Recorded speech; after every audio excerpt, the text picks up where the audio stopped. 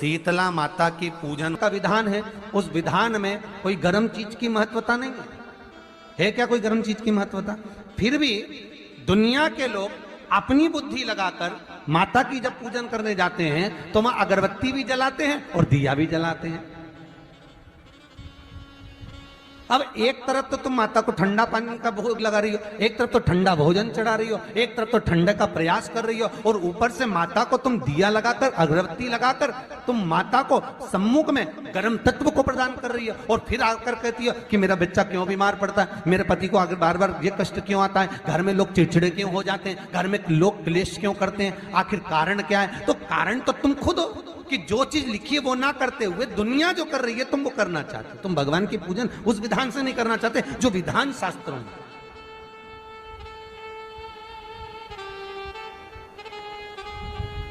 जो शास्त्रार्थ विधान कहता है।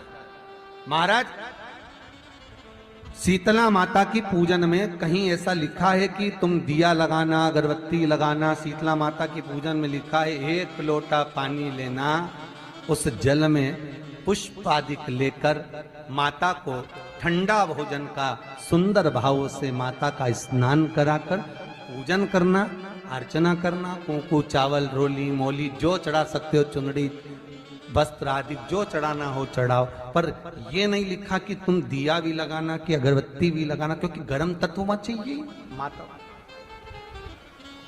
वो शीतल है, शीतला।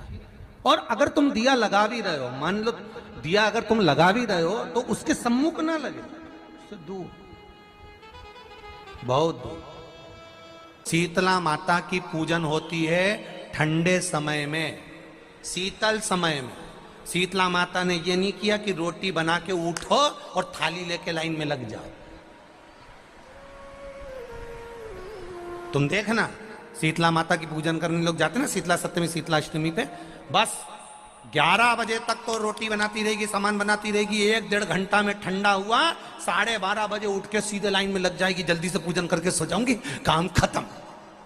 शीतला माता ने भी सोच लिया, बस तूने मुझे बेवकूफ बनाया, अब रुक जा तू।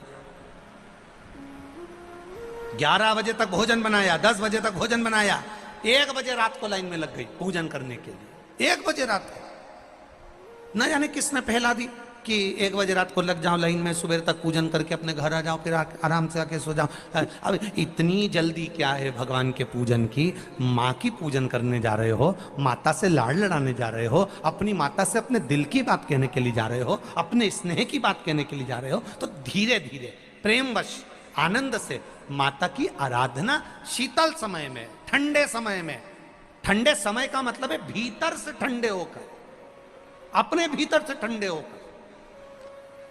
अब अपने भीतर तो ठंडा ही है ही नहीं ना, जल्दी जल्दी चलो, और आधी बहुत पतली खुशी है, और और ये कितना बड़ा कपड़ा थाली पे ढाक ढुका के लाइन में खड़ी है शीतला माता। शीतला माता, या हाथ में लोटा या हाथ में थाली, और इतनी देर में पड़ोसन निकल के बाजू में से जा रही थी और लोटा थोड़ा सा ढुल गया। अब यहां शीतला माता की पूजन करनी आई और ये हो गई चंद्र घंटा, लोटा जरा सा ही पानी का झलका, देख के नहीं चल सकती। ठंडा भोजन हाथ में, लोटा ठंडा पानी का, और अंदर अग्नि। शीतला माता भी कह रही इसको अजान दो पहले, इसको क्या मतलब? भीतर से शीतल होइए, भीतर से ठंडे होइए।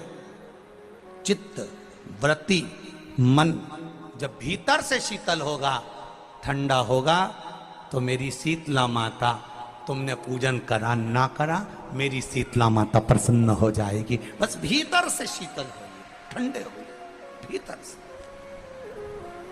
एक शीतल आरती होती है,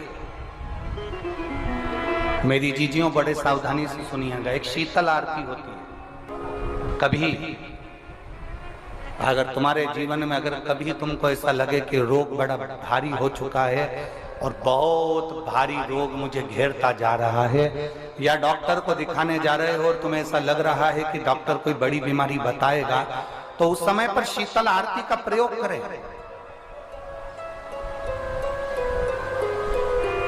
एक पुष्प हाथ की हथेली में रख लीजिए, एक पुष्प हाथ की हथेली में रख लीजिए। और यहां तक शास्त्र कहता है अगर हो सके तो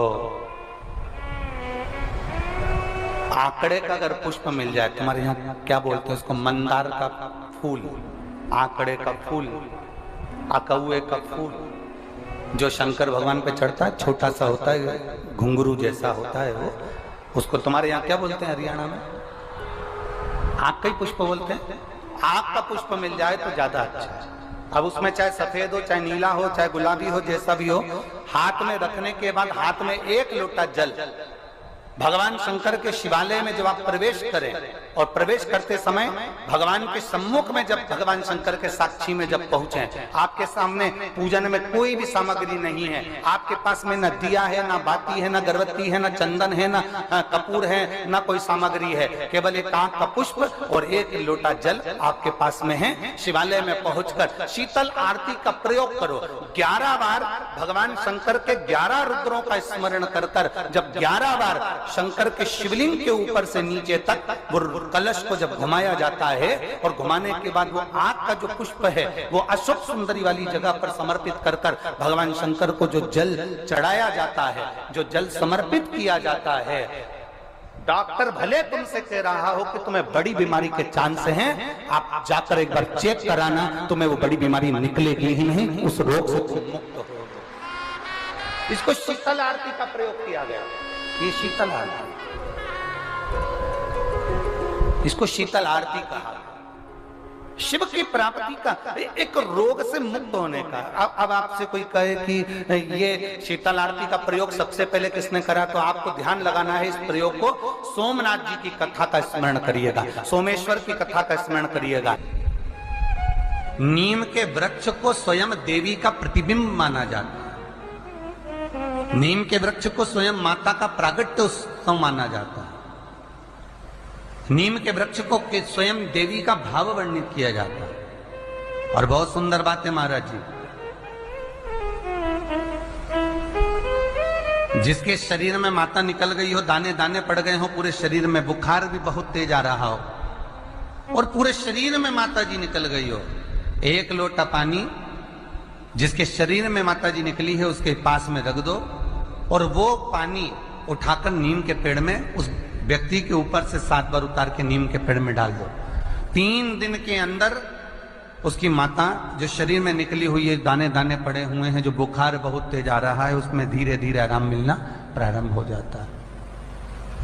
यहां तक शास्त्र कहता है कि किसी व्यक्ति को अचानक बहुत तेज बीमार आ गया, बहुत तेज बुखार आ गया, या एकदम, हम तो यहां तक कहेंगे कि ये वायरस चल रहा है, महामारी चल रही है और कंठ में भी आपको अगर जलन पड़ रही है, कंठ रुक रहा है, बुखार बहुत तेज आ रहा है, शरीर में ताप है, डॉक्टर को दिखाओ मना नहीं है, सब कुछ करो मना नहीं है, पर एक लोटा पानी अपने ऊपर से उतार कर 21 बार नीम के पेड़ में ले जाकर नाम गोत्र बोलकर डाल दीजिए और नीम के पेड़ के नीचे की मिट्टी को अपने कंठ पर लगा लीजिए। 20 से 25 मिनट बाद आपको आराम लगना प्रारंभ हो जाएगा। ये उमा देवी है। जगह की मिट्टी काया के रोग को ठीक कर देती है महाराज। अगर किसी व्यक्ति को चर्म रोग हो गया, कुष्ठ रोग हो गया, चमड़ी सफेद पड़ गई, रोग समाप्त नहीं हो रहा, बढ़ते जा रहा है, औषधियां आपने बहुत कर ली, तो 3 जगह की मिट्टी आपको फल प्रदान करेगी। पहला, सूर्य कुंड की मिट्टी। स्कंद पुराण सूर्य कुंड कहां पर है, तो कहा दतिया और झांसी के बीच में सूर्य कुंड निवास करता है। उस सूर्य कुंड की मिट्टी को लाकर जिस व्यक्ति को कुष्ठ रोग हो गया हो, शरीर की चमड़ी सफेद पड़ गई हो, स्कंद पुराण कहती है सूर्य कुंड की मृदा लगा लेने से 5 से 7 दिन में रोग समाप्त होने लगता है महाराज। पर सूर्य को सर्वाधिक प्रियता क्या?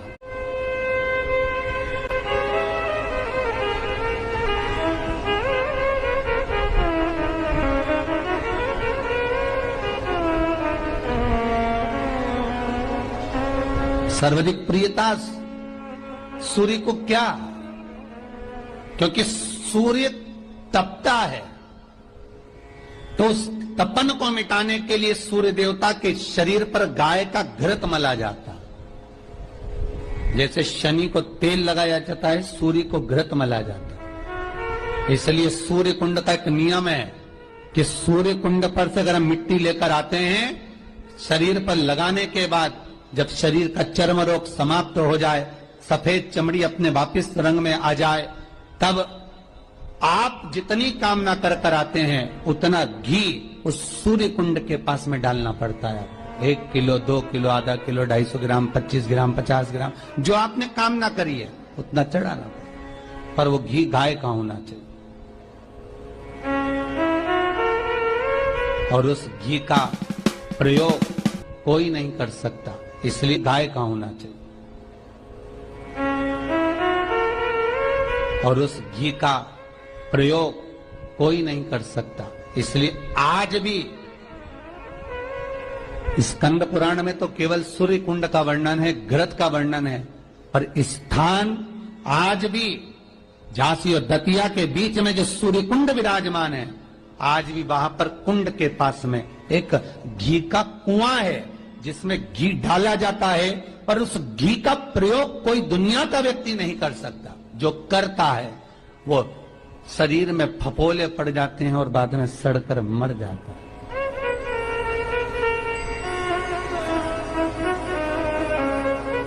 घृत है, पर गंध नहीं, घृत है।